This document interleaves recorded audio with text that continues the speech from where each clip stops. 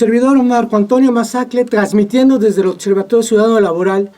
El día de hoy nos encontramos con un hombre que ha trascendido la vida, que ha dejado raíces, que ha dejado toda una huella, y para mí sí es un gusto y un honor tener este señorón con nosotros. Walter Vallejo, un líder sindical en su tiempo, fuerte, que hoy venimos a platicar sobre cuál ha sido todo el camino que ha llevado Walter en el tenor sindical. Y sí, lo digo con orgullo, es un señor que yo admiro mucho. Yo entré a trabajar hace unos años, hace 25 años, a una empresa, la empresa Teléfonos de México. Y ya se hablaba de Walter Vallejo. ¿Quién era Walter Vallejo y cómo está? Walter, qué honor tenerte aquí, de veras, ¿eh? Pues es un honor. Muchas gracias. Pues yo entré a trabajar a Telmex en 1971. En el 71. 71. Y el control que existía sobre la empresa y el sindicato sobre los trabajadores era férreo. Era muy, muy férreo. No podía uno ni siquiera pedir un permiso sin que el sindicato tuviera que intervenir. Era un control rígido. Y en los momentos de elección de representantes se exigía que en la boleta de votos el trabajador pusiera su nombre, número de expediente, departamento y todo lo demás, todos sus datos de identificación, y que firmara la boleta. Sí, todavía. Sí. Y entonces, obviamente, ganaba el que ya tenían dispuesto ellos, y entonces agarraban esas boletas y ahí detectaban quién había votado en contra y quién no. Entonces, en 1974 me tocó por primera ocasión en mi vida participar en un movimiento político sindical, y fue con un grupo al que le llamamos Planilla Verde, aquí en Puebla. Y la idea era romper ese control. En primer lugar, exigir el voto secreto. Sí. El voto secreto. Y en segundo lugar, que para que no hubiera mayor duda, una vez votado, se quemaran todas las boletas públicamente. Sí. Una vez levantadas las actas, contados los votos, etcétera, y públicamente se tenían que contar, ¿no? Sí. Se quemaban los votos.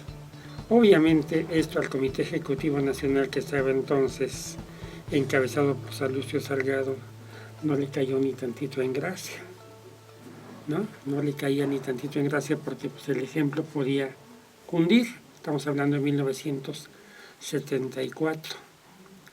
Y al que era nuestra cabeza en la planilla, compañero Salvador López Gómez, de repente le llega una suspensión de derechos sindicales y que por lo tanto no podía ser candidato, y en su lugar, así, de la manga nos sacamos a otro. Sí. Y arrasamos en las votaciones.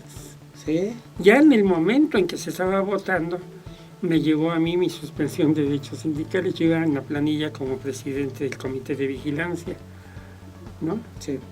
Pero pues ya estaba votando, ya no había manera de sacarte, ya estaba todo. Ellos sí decían que todos los votos a mi favor no iban a contar, pero la gente dijo, adelante. Queda. Y fue una votación enorme, fue brutal la votación. Todo comenzó con un volantito que repartimos, que hoy visto a lo largo del tiempo, sonaba hasta ingenuo, pero que causó conmoción. No decía nombres, no decía nada, no hablaba en contra de nadie, solamente reproducía una frase de Ricardo Flores Magón que decía: levantémonos, los tiranos nos parecen grandes mientras vivamos de rodillas. Sí. Era todo lo que decía. Y planilla verde. No decía ni los nombres de los integrantes, ni vota por nosotros. Era lo único que decía. Pero ese volante causó conmoción, ¿no? Causó revuelo. Causó revuelo. Y además tuvimos la ocurrencia muy buena de imprimirlo en papel verde, cuando toda la propaganda se imprimía en papel blanco. Sí. Oye, y en ese momento, la planilla oficial, ¿cuál era? La de Salustio, ¿cómo se llamaba? Era una planilla guinda. Guinda. Pero no, ni pintaron, todo el mundo hablaba. Después sacamos otros volantes ya más concretos, con los nombres de los participantes y con planteamientos ya más fuertes. Sí, ya. Ese fue el primer paso. Ajá. ¿Tú en qué año eres secretario general? Y ganamos las elecciones. Sí. A partir de allí viene una bronca enorme. Éramos una sección aislada. Todo el sindicato, más de 100 secciones, sometido solamente a la sesión de Puebla, aislada. No sabíamos que en México había un par de departamentos que también estaban buscando cómo sacar la nariz del agua, que eran los departamentos de centrales automáticas y de conmutadores. Bien, viene el 22 de abril de 1976, nuestro secretario general, Lorenzo García, tenía que estar en México en la Asamblea Nacional porque era la revisión del contrato colectivo y los secretarios generales tenían que aprobar la negociación con la empresa. Nosotros nos quedamos acá, pues, para nosotros era una negociación ya acordada. Ya prácticamente acordada, no había mucho que hacer y no había mucho que pudiéramos hacer desde acá. Entonces nos quedamos y estábamos en una asamblea departamental ahí con algunos compañeros, cuando empiezan a llegar llamadas al sindicato. Oye, Walter, que hay paro en México, que hay que... No, ¿cómo crees? No, que ya se firmó el contrato. Faltan 3 días para la firma del contrato. No, y que ya se firmó y que hay paro. Ay, Chihuahua. A ver, confírmamelo, ¿no? Confírmenlo bien. No, pero cuando dije confírmamelo bien, empezaron a llegar más y más llamadas, ¿no? Sí. Y entonces les dijimos a los compañeros del departamento que estaba allí en la asamblea, les dijimos, ¿saben qué? Nos informan que hay un paro en México, no sabemos qué está pasando. Por favor, vamos a suspender la asamblea. En todo caso, los volvemos a citar en cuanto sepamos qué pasó aquí, ¿no? Y ya nos quedamos. ¿Y ahora qué hacemos? El secretario general no está, no sabemos qué está pasando. ¿Qué paro? ¿Por qué? ¿Quién lo está promoviendo? Nada. Estábamos en comunicarnos a México y las líneas ocupadas, muertas. Las operadoras no contestaban, ¿no? ¿Qué hacemos, Chihuahua? ¿No? Es una situación muy tensa. Y finalmente, alguien se comunicó con nosotros. No, lo que pasa es que se firmó el contrato. Y aquí viene lo importante. Porque Salustio Salgado había hecho una gran campaña en que se iba a mejorar las condiciones de la jubilación. Y no se tocó el asunto de la jubilación. Y era la esperanza de mucha gente, y toda la gente en México se enojó, las operadoras en México se enojaron, hicieron el paro y la siguieron los centrales, y le siguieron, y se generalizó en el DF. Entonces ya con eso dijimos, ¿qué hacemos? Y dice un compañero, pues que decida la base. Éramos 12 los del comité, y ahí vamos a la Central Reforma en la noche, ¿no? Había 4 operadoras trabajando. Sí. Había 4 operadoras. Ellos eran la base y nosotros éramos la dirigencia. O sea, son cosas que, vistas a lo largo del tiempo, les preguntamos. Oigan, pasa esto y esto. Dice, sí, ya estamos enteradas, dice. México no nos contesta, nos han llamado pidiendo apoyo, en fin, ¿ustedes qué opinan? Si es para mejorar las cosas en el trabajo, pues adelante. Vamos ahí el paro. También para usted ahí. Pero no solamente declaramos el paro. Empezamos a llamar a todo el sureste por las líneas automáticas. Sí. ¿No? Por las líneas automáticas, las que no requerían personal, empezar a llamar y a promover el paro. La primera sección de todo el país que paró, sección foránea, fue Puebla. Puebla fue la primera. La segunda fue Coatzacoalcos, a instancias nuestras. Todas las demás secciones pararon el día 23 y se generalizó el paro. Y pues te quiero decir que sí teníamos miedo, porque si las cosas salían mal, de menos era el despido, de menos, pero de más era ataques a las vías generales de comunicación, con lo que habían metido al bote a Demetrio Vallejo y Valentín Campa poco tiempo antes. Sí. ¿No? Sin embargo, el paro se hizo tan general, tan fuerte, que obligó tanto a la empresa como al gobierno a negociar con los paristas y se llegó a un acuerdo de hacer un referéndum si se quedaba Salustio o se iba. Y en su lugar había un comité democrático, elegido al calor del movimiento, ahí en una asamblea toda caótica en la Ciudad de México. Se nombró un comité alternativo, provisional, y ahí es donde surge Hernández Juárez. ¿Él queda dentro del comité? Él era la cabeza de ese comité. ¿Él tenía la fuerza allí? No tenía fuerza, te digo que fue un asunto al caos. Yo propongo a fulano, y ahí sale. Y ahí sale. Oye, ¿y había gente de gobernación? ¿Tú crees que había gente de gobernación apoyando? En ese momento, no, en ese momento, no.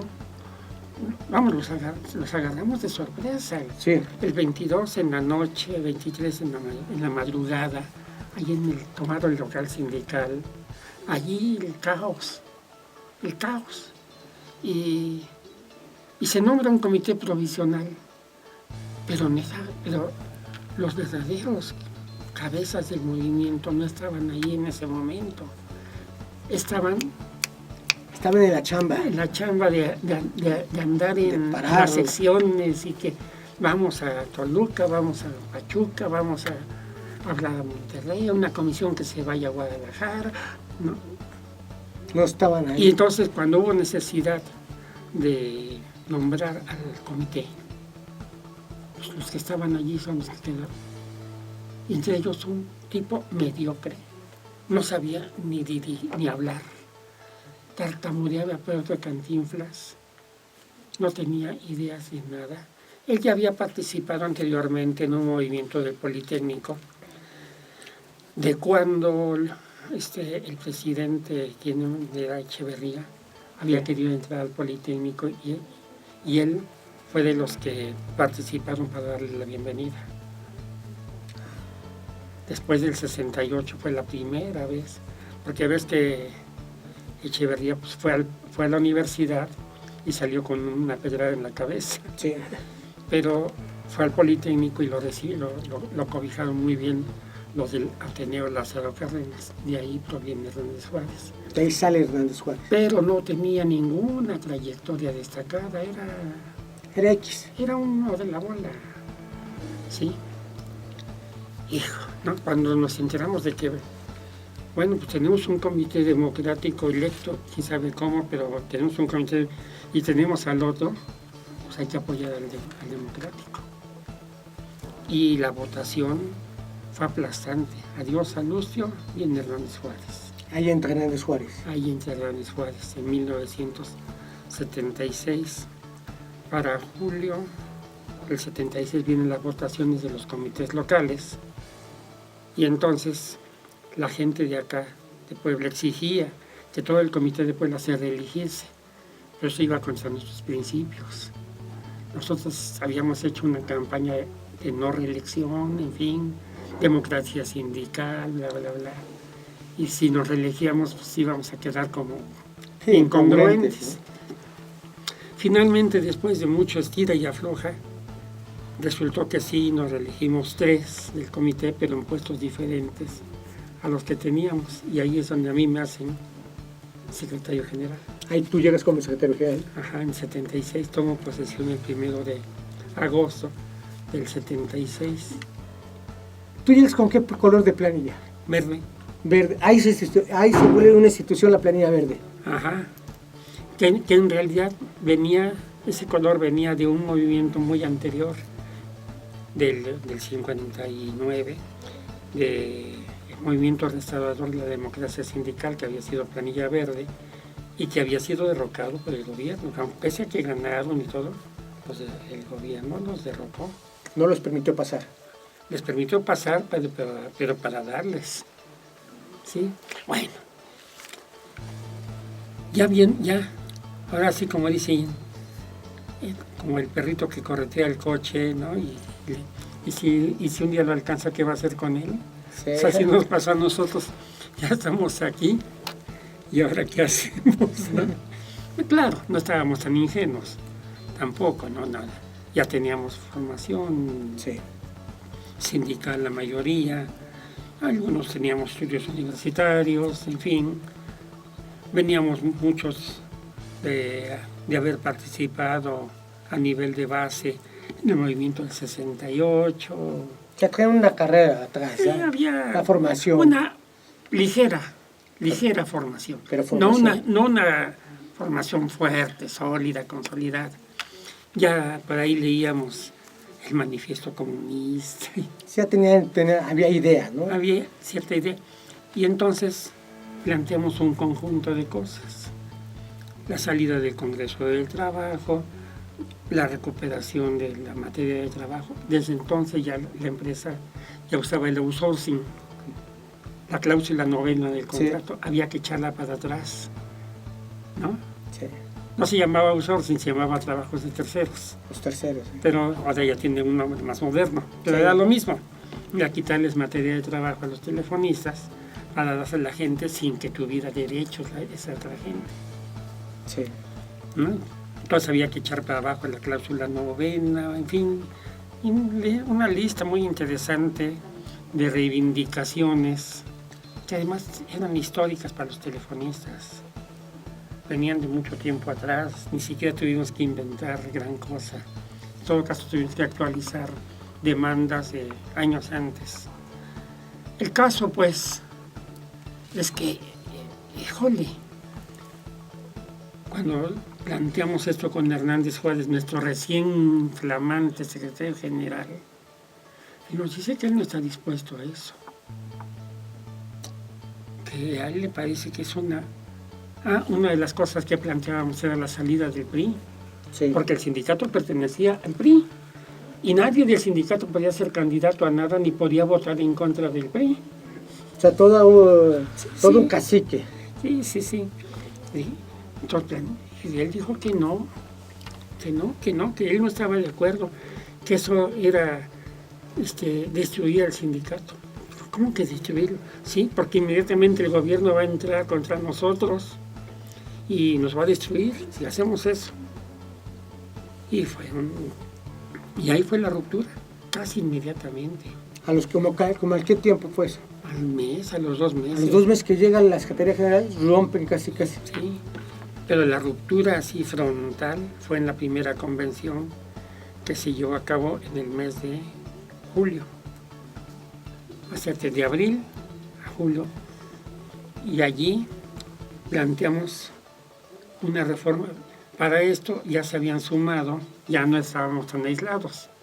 Ya estaba con nosotros la sección de Veracruz, la sección de Pachuca, la sección de Jalapa, la sección de Oaxaca, Coatzacoalcos, obviamente, casi todo el sudeste, porque el sudeste era nuestra materia de trabajo normal. Sí. Conocíamos a mucha gente por allá por razones de trabajo y pues eran parte de nosotros, pues, ¿no? Sí. Y buena parte del norte, Hermosillo. Allá tenían todo un rollo nacional. Sí, y en México, pues, departamento de operadoras, en fin, ¿no? Y entonces cuando llegamos planteamos una reforma estatutaria de fondo, recuperar los estatutos de 1959, de los del movimiento restaurador, y esos estatutos actualizarlos a las condiciones de ese momento. Sí. En el momento en que se aprueba retomar los estatutos del 59, automáticamente viene la no reelección de dirigentes, automáticamente viene salida del Congreso del Trabajo, automáticamente viene salida del PRI, vamos, el voto directo y secreto, todos, pero venía la segunda parte, ya la retomamos, ahora vamos a actualizarlos. Hubo que revisar cláusula por cláusula de los estatutos, artículo por artículo, hasta en los incisos, porque nos tardamos 15 días en una convención encontrada. Sí. Yo digo que fue una buena reforma de estatutos, aunque no logramos 2 o 3 cosas. Primero, el comité provisional se quedó. Continúa. Era una de nuestras metas. Vamos a poner un comité que esté comprometido, ¿no? Sí. No ¿no? La otra meta era salida del Congreso del Trabajo. La otra era el voto directo y secreto. Era la no reelección. En fin, ¿no? Sí. Y cada cosa la fuimos discutiendo. Nos ganó 2 cosas, Hernández Juárez. Nos ganó la no salida del Congreso del Trabajo. Dices, seguimos bajo la égida de Fidel Velázquez, ¿no? Y segundo, nos ganó lo del Congreso del Trabajo. Que se quedara el comité provisional, ya entrará en funciones por 2 años más, pero ya oficiales, digamos, ya. Ya, bien claros. Todo lo demás se lo ganamos. Todo lo demás se lo ganamos. Adiós PRI. Hasta la fecha el sindicato no pertenece al PRI. Sí. Jamás regresó. Todo el voto directo y secreto, la no reelección, en fin.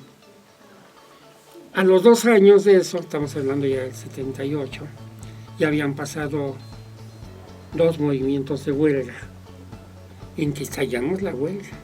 Y quiero decirte algo que me parece muy importante. Hay de huelgas a huelgas. Sí. En México existen solamente 5 sindicatos nacionales de industria: petroleros, electricistas, telefonistas, minero metalúrgico y uno se me está escapando, ¿no? Sí. La última huelga de un sindicato nacional de industria que había habido era la de los ferrocarrileros. Y en esos días que estábamos en la convención, estaba por estallar el paro de los electricistas. Pero vino la traición del secretario general de Puebla de los electricistas y el de Aceves Pozos de Guadalajara. Sí. Y quiebran el movimiento de la tendencia democrática, y en el momento en que sale el desplegado de Aceves Pozos y Carreto deslindándose de la tendencia democrática y llamando a los traidores a México y bla, bla, bla, nos agarran dando jueces en plena convención y saca el desplegado y dice: a ver, tanto que esto es lo que quieren para el sindicato, para que nos pase a nosotros, ¿no? Ya, los pusieron de rodillas, ¿no? Y aunque tratamos de rebatir, el golpe fue muy fuerte, el golpe político fue muy fuerte.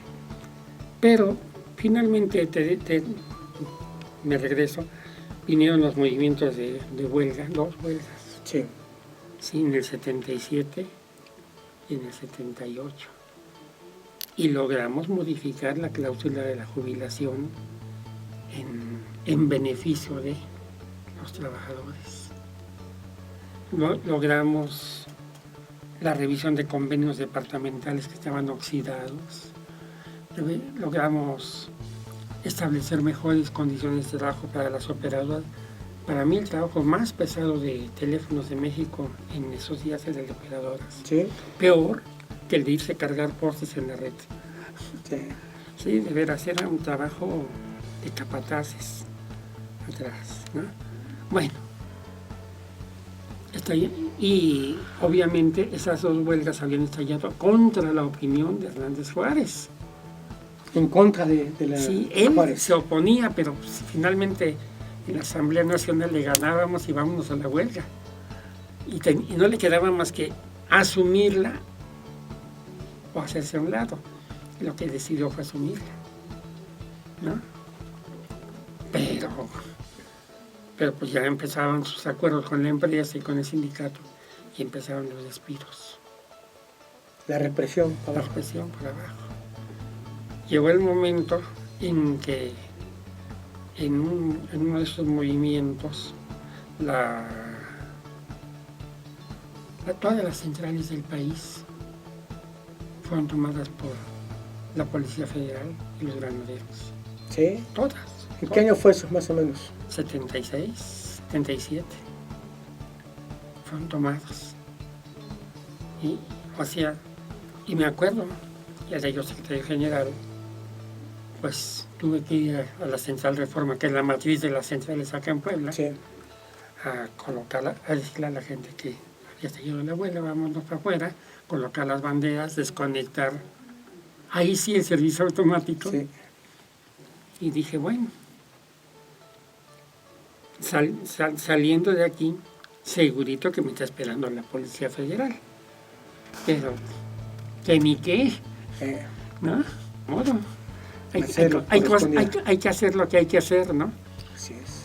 ¿Y cuál va a ser mi sorpresa? Que cuando se abre la puerta de ahí de Reforma y salgo, estaban los de la Policía Federal, pero arrinconados en la banqueta de enfrente, una cortina de una camisería Rex que estaba ahí. Estaban arrinconados con las operadoras con garrotes diciendo, nomás tocan a Walter. Todo el apoyo de las operadoras está ahí. Y eran muchas. Y agarran, me cargan, así me cargan, Literal. me avientan a una combi y vámonos. Porque a ti no te van a hacer nada. Entonces, ese recuerdo, ¿cómo lo tengo acá? ¿Cómo lo tienes presente? Lo tengo presentísimo, ¿no? Que era un apoyo de esos Reales. reales, Que se sienten, ¿no? ¿no?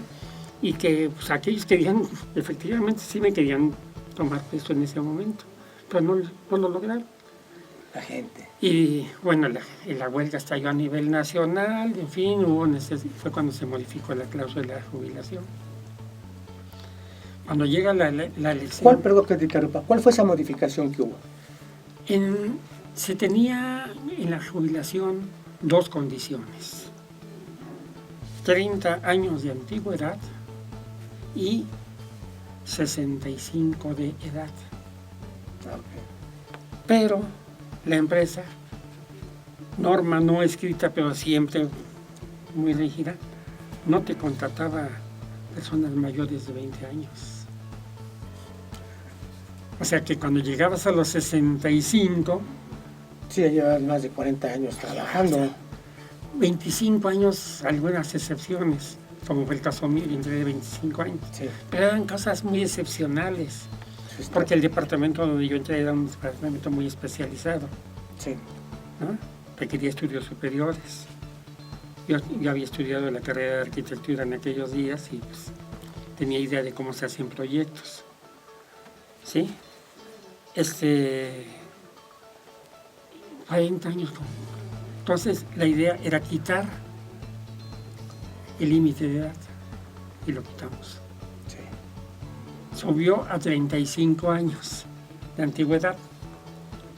Para quitar el límite de edad, pues nos reducía el tiempo de jubilación. Sí, pues serías 35, 18, 53, ¿no? Uh-huh. Sí, ya era otra cosa, pues, ¿no? Sí.